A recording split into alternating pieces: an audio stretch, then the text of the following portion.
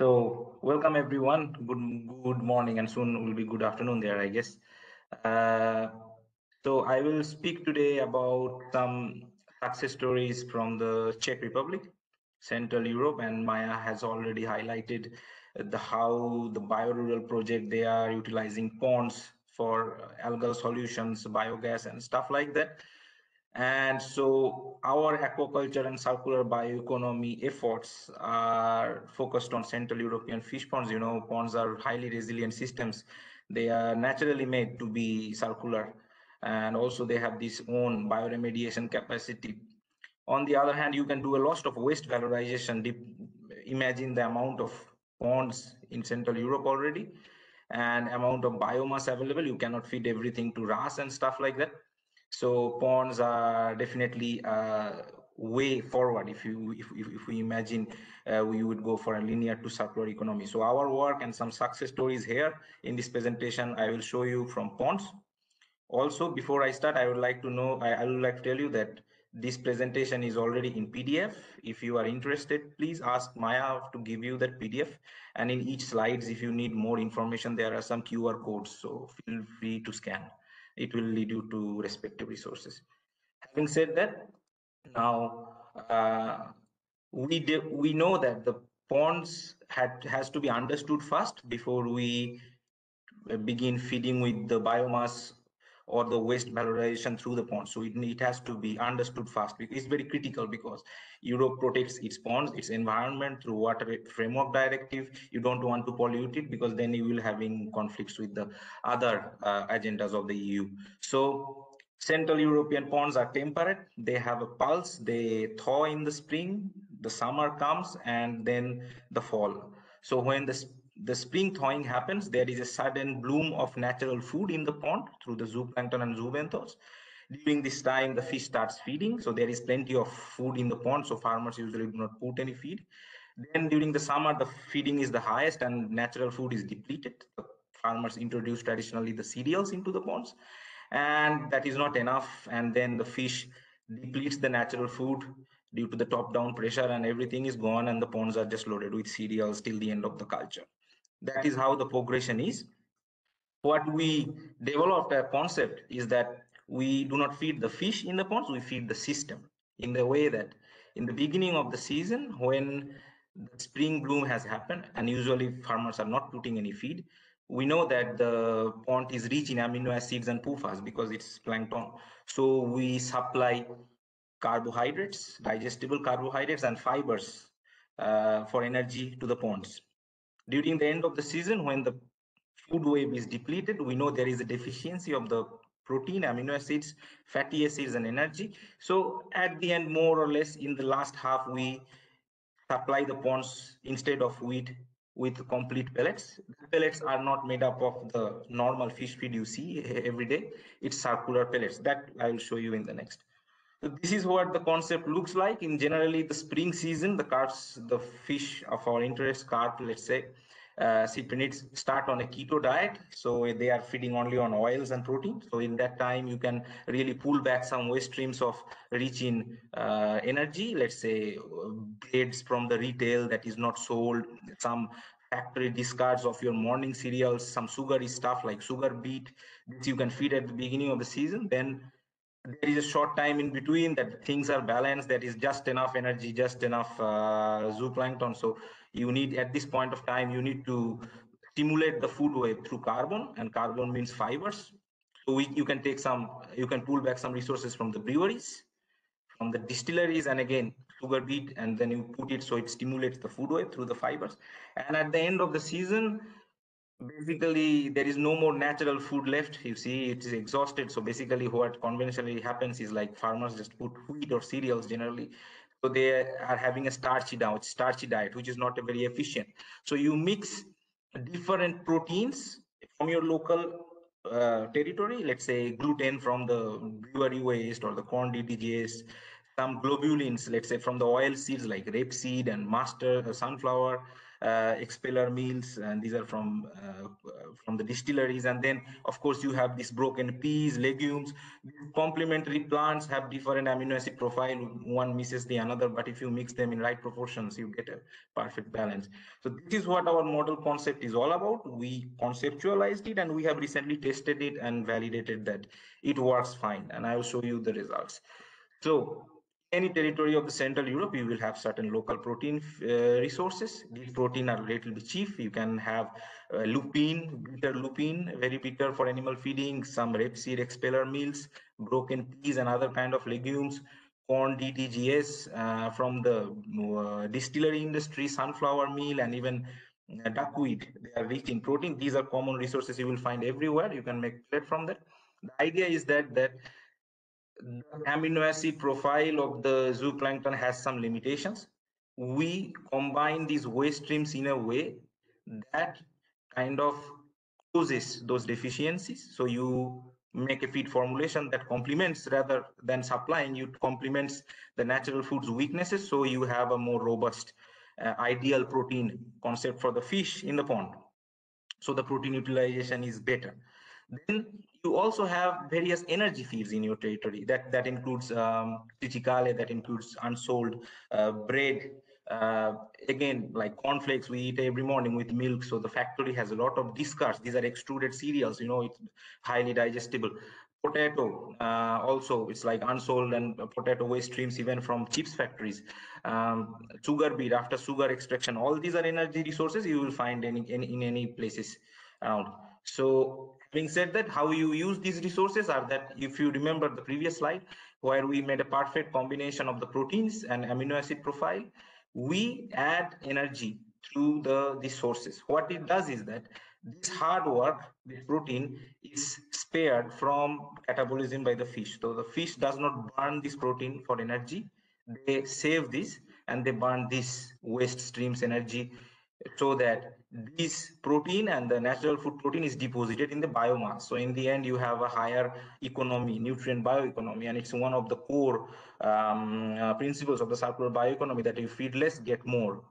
Then again, local fibrous feeds. We have breweries all around. Central Europe is quite known for that. It's a tradition, it's heritage. Breweries and distilleries are there. Of course, the sugar industries are there, and of course, the duckweed. So how the fibers work is that they go, these fibers supply carbon, these are organic carbon, into the food web. So they fertilize the pond. So if you feed fibers to the pellets, some of the fibers fish do not digest, they end up through feces and then go to the pond bed. Even in the uneaten pellets, these fibers are again fermented, and through bacteria and then this planktonic food web, it goes up, and upgradation does happen. So this carbon is not anymore in its form, it is converted to biomasses of zooplankton, zoobenthos, and that is eaten by carp, and so somehow it's upcycled. And upcycling is another principle in the circular bioeconomy. Of course, when we did design our pond feeds, I will not go into very details of how an ideal pond feed should look like, but I will just give you a basic idea. It's nothing fancy. You don't have to create a high protein diet. Uh, Even 25% protein diet or 28 is enough. You just make its amino acid profile in a way, it's very digestible amino acid profile. You make it in a way that it fulfills the amino acid criteria. It's called DIAS. You can, the QR code is here, and this link to the publication, you can learn more about this. It's close to the ideal protein concept. What we have to do is that we do not supply specifically lysine and methionine to ponds, but we kind of just complement the lysine and methionine deficiencies in the zooplankton and just provide enough so that the protein is complete. We add starch and lipid, circular origin, on top of that, so that our protein is paired. We also add plant fibers to supply carbon to stimulate the pond food web. While adding fibers, we take into consideration that they are indigestible. They can also create pollution, and the fish can have welfare issues. So while adding fibers, make sure that you have a particular ratio which is very friendly for the fish gut to ferment, and the starch content you keep minimum something, so that the pellets are holding in the ponds and not disintegrating, and enough digestible energy, easy energy reaches.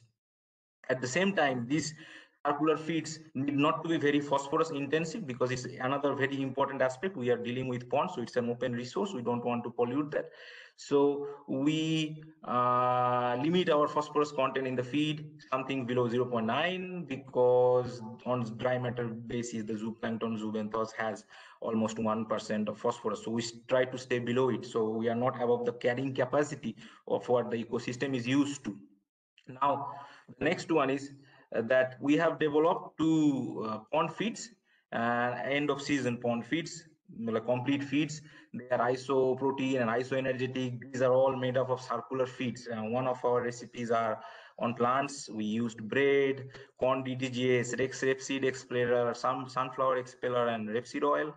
And one in one, we have even improved the recipe a little bit by adding, let's say, some peas and some sugar beet, corn DDGS again here, some malt flour. This is from the brewery, from the beer, barley distillers grains, and freshwater fish meal. The fish meal is not your ordinary fish meal. This is the fish meal that is left after filleting the local freshwater fish in the processing plants, and you don't throw it away or burn it in cafeteria, you recycle it through some fish meal, just to provide some lysine methionine. So our circular pond feeds, they have very nice digestibilities also. Whatever we do, we always compare it with the traditional approach. The traditional approach is the wheat or any cereals that is fed in the ponds. So our pellets have comparable or higher digestibility than the wheat. Organic matter digestibility is again comparable, so we are not causing much of the problem here. Phosphorus digestibility, yes, in some pellets it can be better, but some pellets it can be less, because you are feeding rubbish through the pellets. So there is some scope of improvement, but we should not also worry when it comes to feeding the ponds. It's not as the same in the RAS. In RAS, you cannot afford to really feed a lot of unrefined stuff, but in ponds you can, because the digestibility effect in pond is enhanced by the pond system itself.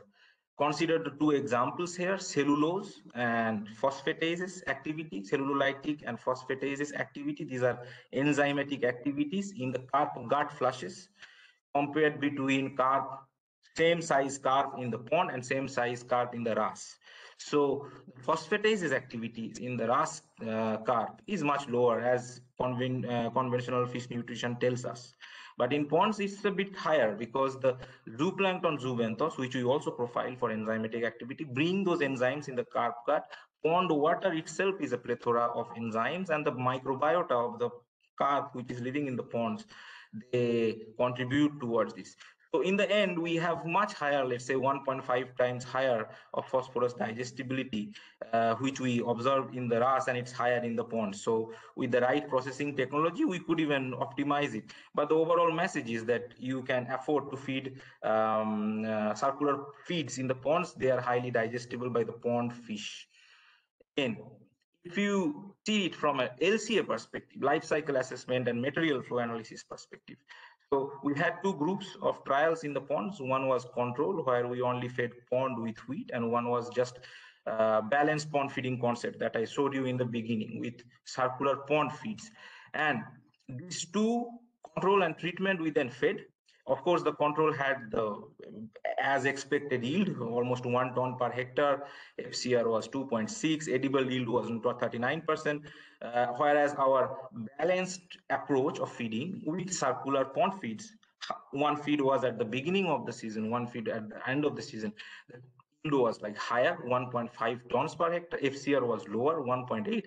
Edible yield is also higher, 45%. This combines the filleting yield, plus if you keep the same fillet in the fridge and then thaw it again, what is the water loss? Now, combining this, if you map the 5 planetary health boundaries of our food system that has been breached by agriculture, you see that the circular, or the treatments, let's say, the circular feeds with the balanced approach, they are having the lowest impact. Just focus on the green and the purple. Land use is less, let's say phosphorus footprints can be minimized, nitrogen footprint definitely minimized, climate change, yes, can be abated. Only the freshwater use is a little bit higher because we have to process a lot of, we are drawing a lot of resources from the land that has to be processed downstream. So these are some examples. Again, in terms of eco-efficiency, when we create some input or design some input for the ponds, it has to be in respect with the ecologists. You don't want to make enemies. So what happens is that we also have a responsibility that we check that we were in the carrying capacity of the ponds, that the phosphorus resource use efficiency in the ponds we did not breach. So you see, if this was the control and wheat fed ponds, the phosphorus resource use efficiency, and these are our treatments. They are either comparable, statistically comparable they were, or slightly better even. The phosphorus use efficiency till the end of the season. Even the phosphorus levels in the water at the end of the culture was comparable to what was fed in the ponds with just wheat, which had like 0.3% of phosphorus, and pellets which has 1% of phosphorus. Despite this three-time difference we had, that was not reflected in the pond.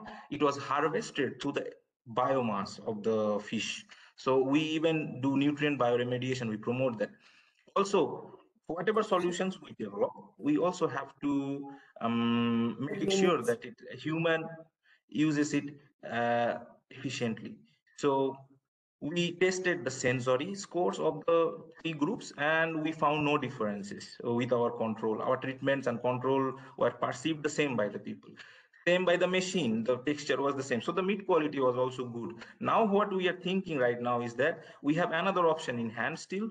These are local lipids from local fisheries, our reduction fishery happens in drinking water reservoirs. They are not used for fishing, they are used for cleaning the reservoir. So this fish is harvested and just sent to cafillaria for burning, such an waste. Also fish processing discards, again not very used, goes to pet food.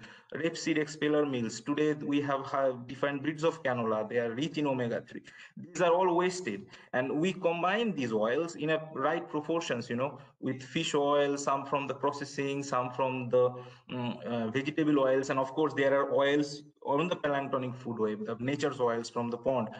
We mix it in the right blend and we supplement with the right carbohydrate energy. Pond fish in Central Europe have such strong biomachineries like EPA, DHA, bioaccumulation, the elongase, desaturase activities. We can have much higher EPA, DHA in the fillet that goes to public. So even by this approach, if we further boost the circular finishing feeding strategies in the ponds, using the biomachinery or the gene repertoire of the pond carp in the region of the Central Europe, we can even achieve a very half the way up to salmon even. Just I'm saying that we are on a way towards this, but it can be definitely improved. Some high omega conversion ratios can be expected from the ponds. This is my last slide. We have developed some schemes. We are working continuously on projects. We are developing networks between agriculture, livestock, and then fruits and vegetable waste streams, bakery, brewery, winery, also biorefinery, composting, fermentation, insect, algae, and this is farm to fork part. These are waste from the farm to fork. It's going presently to pet food, some to biomedical industry, but still can be fed back. Also innovative fish products. These are the networks we have created in the Czech Republic. For each study cases, we are selecting some examples right now. And if you want to know more, you can contact us, or you can also go through the QR code here. But generally, the Czech Republic is a very small country. It's not a very big one, and the state territory is simple. So we are presently drawing down these complex waste streams as circular feeds and feeding it to ponds. And last but not the least, thank you for opportunity for allowing me to present our work here. I wish very much good performance and best outputs from the consortium. And at any time, if you need any of our help to collaborate, we work relative to fish ponds, multi-trophic systems, environmental impact assessment of different aquaculture systems and blue foods and fish as food. So we do so. So thank you very much.